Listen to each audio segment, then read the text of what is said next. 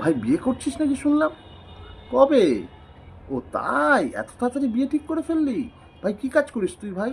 মানে সেরকম তো কিছু শুনিনি এখন অবধি। তুই কি করিস না করিস? মানে সবসময় তো ঘুরে বেড়াতে দেখি বা এই গঙ্গার ঘাটে বা কোনো ক্যাফেটেরিয়ায় দেখি আ আ কারোর সাথে গল্প করিস, প্রেম করিস একটা মেয়ের সাথে দেখি। তার সাথেই কি? ও আচ্ছা, আচ্ছা। খুব ভালো ভাই। বিয়ে করছিস খুব ভালো। তো ভাই মাসে আ কত রোজগার করিস ভাই? ও ১০,০০০? তাও ঠিক নেই, কোনো মাসে কম কোনো মাসে বেশি। ভাই সংসার চালাবি কি করে? জানিস না? ও বাবা আছে? বাবা কিছু হেল্প করবে?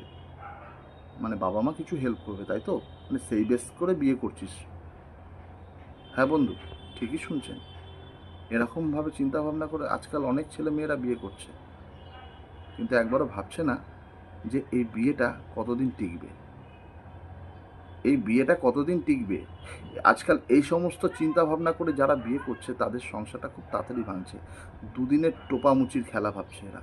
ভাবছে সে বিয়ে করব, খুব আনন্দের সহিত বিয়ে করছে, কালকে গিয়ে যখন সংসার চালাতে পারছে না, যখন বিপদ সংসারের দরজা দিয়ে ঢুকছে, জানলা দিয়ে বউ পালিয়ে যাচ্ছে। অতি বাস্তব কথা। তো বন্ধু, যদি বিয়ে করতেই হয় তো অ্যাটলিস্ট নিজের পায়ে একটু দাঁড়িয়ে বিয়ে করো। পরের বাড়ির মেয়েটাকে নিয়ে সে অন্তত যাতে কষ্ট না দিতে হয়, সেটার দিকে তাকিয়ে অ্যাটলিস্ট বিয়েটা করো। আমি জানি একটা সংসার একার পক্ষে চালানো কারোর পক্ষে সম্ভব না। আজকের যা কম্পিটিশন মার্কেট, এই মার্কেটে একা সংসার কারোর পক্ষে চালানো সম্ভব না, একটা ছেলের পক্ষে সম্ভব না। বিকজ আমিও একটা ছেলে, আমিও জানি।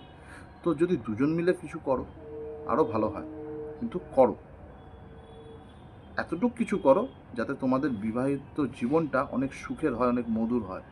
তোমরা যাতে দুজন দুজনকে সম্মান করতে পারো।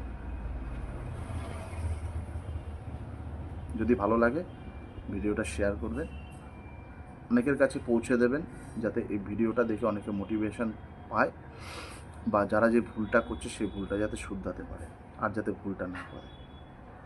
সবাই ভালো থাকবেন, খুব হ্যাপি থাকবেন। টাটা। আবার নেক্সট কোনো এরকম মোটিভেশন ভিডিও নিয়ে আপনাদের কাছে আসবো খুব তাড়াতাড়ি। বাই।